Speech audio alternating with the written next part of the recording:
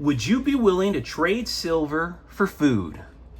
Good evening, folks, and welcome back to another episode of Silver Dad Knows. Remember, always live with no edits. If this is your first time here, hit that subscribe button now, as you're going to like what I'm about to say.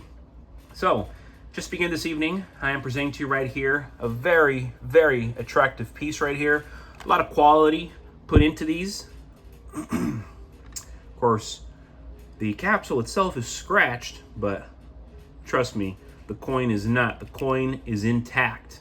And you're looking at, right here, a 2021 St. Helena 1 ounce Napoleon Angel silver bullion piece, issued by the East India Company, of course. These are legal tender backed by the government of St. Helena and carry a face value of £1. Struck in honor of the 200th anniversary of Napoleon Bonaparte's death, the coin pays tribute to his time in exile and to the angels that stand guard over his final resting place. Surprisingly, a lot of people have no idea that he was ever exiled. After building an empire that dominated the majority of Europe, Napoleon was ultimately defeated at the Battle of Waterloo in 1815. And then following that, he was exiled to the remote island of St. Helena, where he lived out his final years at Longwood House. He died there in 1821 and was buried beneath a willow tree with a simple gravestone, far from the grandeur he had once commanded. In his will, Napoleon expressed a desire to be buried in Paris. This wish was fulfilled in 1840 when his remains were transferred to Les Invalides, where they now rest beneath a grand gold-plated dome. His tomb is encircled by 12 majestic stone angels, each standing watch by the pillars, guardians of one of history's most legendary figures by far. But yeah, so this is the Napoleon Angel. Exquisite. So much going on in this piece. High quality. But absolutely love this piece. Proud to own it. I've only had it now for maybe a few months, but if I have the opportunity, I'm going to keep showing it off. And before we go any further, folks, I want to give a quick shout out. This is to my very, very loyal subscriber. This is Raise the Colors. Silver nitrate explodes with magnesium and H2O. Guess what's in most military ordinances?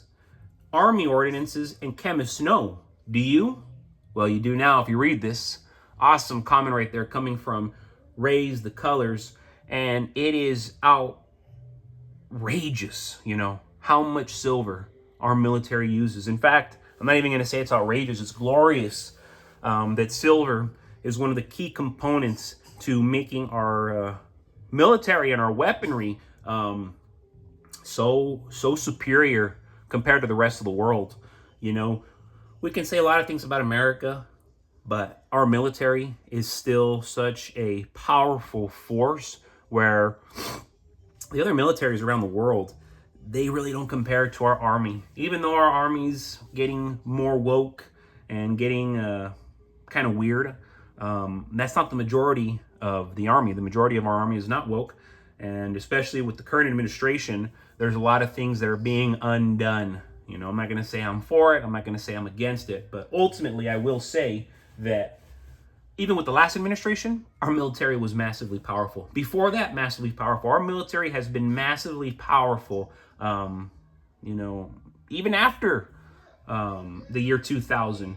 Even though America has slipped and kept slipping, the military has held very strong, which is surprising. But then again, not so surprising because our tax money goes massively to the military. But yes, love this comment by Raise the Colors. Silver nitrate explodes with magnesium and H2O. And we have this in most military ordinances.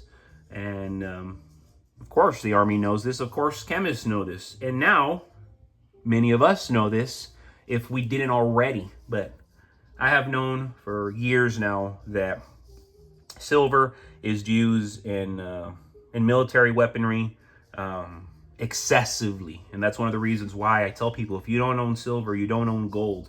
Gold is a straight up store of value. Silver is an industrial metal, and to this day, it's being used more and more and more because of how brilliant of a metal it is. In a crisis where paper money loses trust, silver quickly shifts from being a collectible or investment to a lifeline. Because that's what we have to look at it ultimately. Yeah, it's cool, it's a collectible. Yeah, it's cool, it's an investment. But ultimately, silver and gold is our lifeline. Throughout history, communities have turned to tangible assets when currencies collapsed. And silver's universal recognition makes it especially valuable. But trading silver for food wouldn't play out like these Hollywood movies or prepper fantasies. We have to understand that immediately. In truth, it would be messy, practical, and rooted in survival needs rather than shiny coins being swapped in a fairy tale market. And again, I show off all these nice artsy pieces continuously on this channel, but I understand what the best silver to be purchasing is. First, not all silver would be equally useful. Many of us already know this. Big bars or expensive collector coins would be inconvenient for small exchanges. Nobody will trade 1,000 silver bar for bread. Instead, small denomination silver, dimes, quarters, single ounce rounds would be the real currency of necessity. Their recognizable size and weight make them practical for everyday barter. Fractional pieces allow buyers and sellers to find a fair middle ground without overpaying drastically in survival scenarios. Second, value would be determined locally, not by global spot prices. If food becomes scarce, its value skyrockets compared to silver. In one region, an ounce of silver might buy a full grocery basket. In another, it might only get a few cans of beans. The exchange rate would be fluid, based on hunger. You know what, folks? I'm so sorry. Let me close the door because my son always likes to be loud in the background. We told you to be quiet.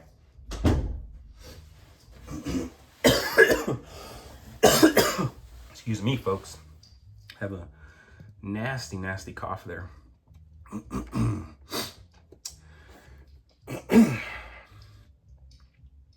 Excuse me. So yes, the exchange rate, would be fluid based on hunger, supply, and desperation. Unlike centralized markets, local scarcity dictates what silver can actually purchase, meaning flexibility and negotiation. It's going to be essential for survival. Essential. You're going to need to be flexible, and you're going to need to know how to negotiate. And if you don't, you need to start now. Third, trust would be critical. Most people aren't experts in testing silver, so counterfeits or unfamiliar coins, they're going to cause hesitation. Recognizable coins like U.S. Mercury dimes or pre-1965 quarters would be trusted much, much more than generic bars or rounds from obscure mints.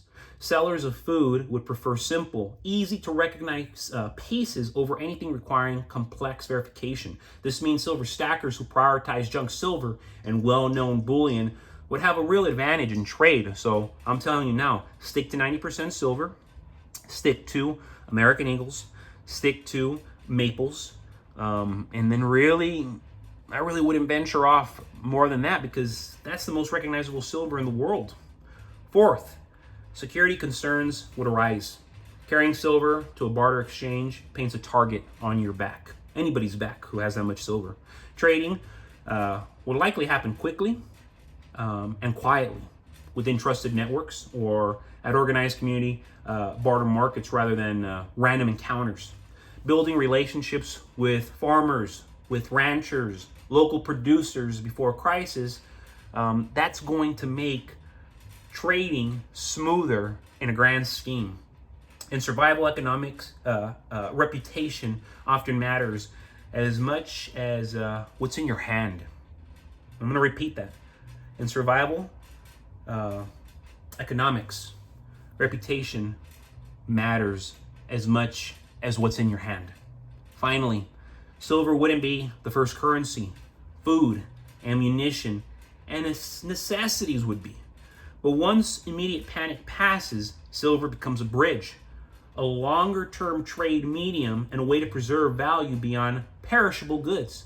It's not a magic ticket to endless supplies, but a practical tool to negotiate survival when paper dollars die. In short, silver is less about instant riches and more about steady access when it matters most.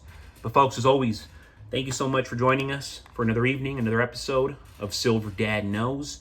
God bless you, God bless your household, and God bless America.